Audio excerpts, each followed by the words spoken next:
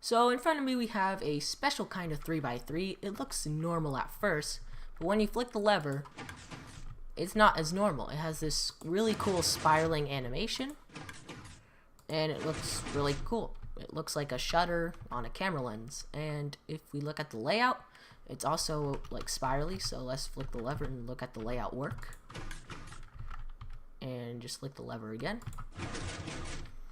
So that's how the 3x3 works, and over here we have a 4x4 version, and that's the closing, and the opening is also spiraling animation, but these two open in the exact same time, so that's pretty cool. They both have the exact same timings on each of the pistons. So I'm just gonna kind of explain how this layout works, so it's kind of better than just doing a tutorial because you actually get to learn something. So I'm just gonna quickly go back here and build myself a mini version of the layout. So we're just gonna build a frame over here. So here's our frame right here, and now we have to put double piston extenders over here in each of the corners, but it has to be in like this spiraling pattern so you get the same pattern. So I'm just gonna basically be explaining how this works. So we have our double piston extenders, and now we need our single piston extenders next to them. So next to every single double piston extender, we have a single piston extender, which is pushing and retracting the corner blocks, and then the double piston extender retracts the edge blocks back into the corners. So basically how it works, if we just take our redstone block and we activate each one of these pistons, we get the corners first, and we activate these back pistons, but they all go in sync, so just remember that. So there we have a closing. So now what's going to happen is these are going to retract, but also at the same time, oh wait, did I retract the wrong piston here? Nope, we didn't. Okay, but at the same time, this quickly fires. Each of these get a 1-tick pulse, and these retract 4 ticks later, and then 5 ticks later these get another pulse, and that is how we get the spiraling pattern. So that's how the 3x3 version works, but the 4x4 version has a bit of extra pistons.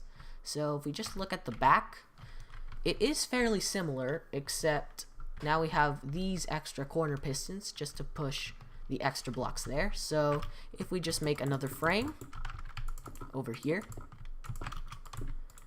and we just make the circle pattern like this.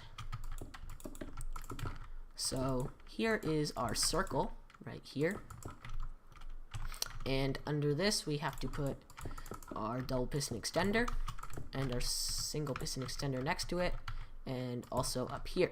So each one of these sides is the same thing, so it's just this but rotated. So we're also going to put one here.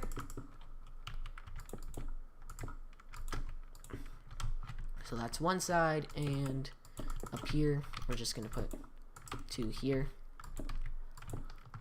and the back we're going to put another one over here. So if I can just manage to pull it off. So there's our piston layout for the 4x4 version. So what we have to do is activate the single piston extender, so those two activate at the same time. These ones activate, these ones activate.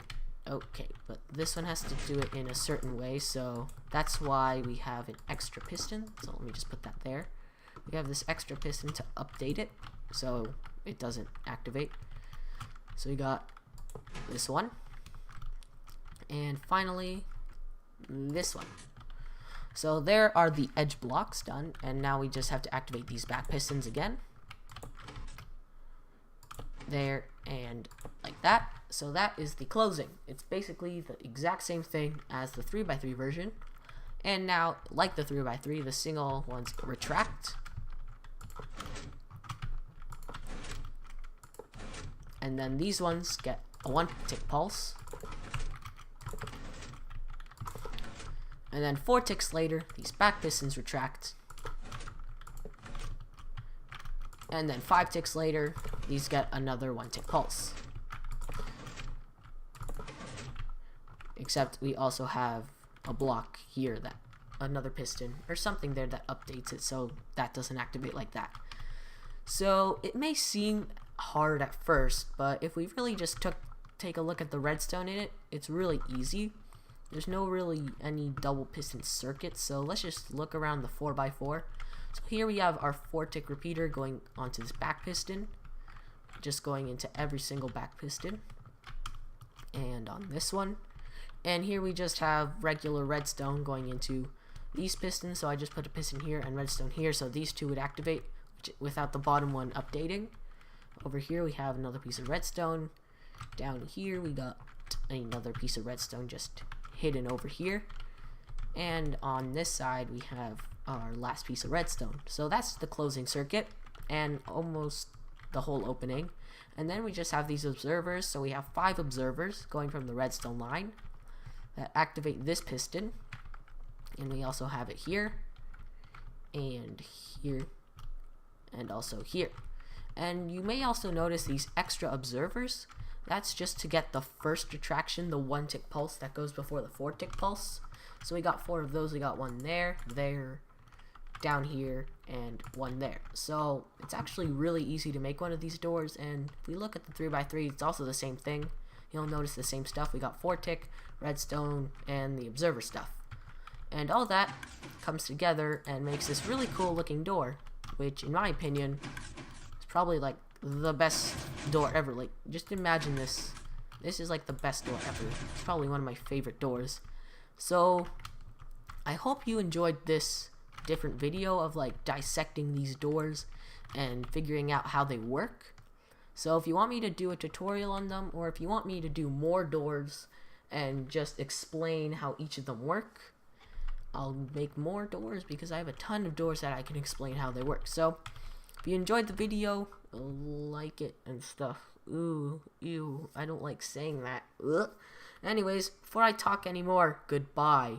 Disconnect.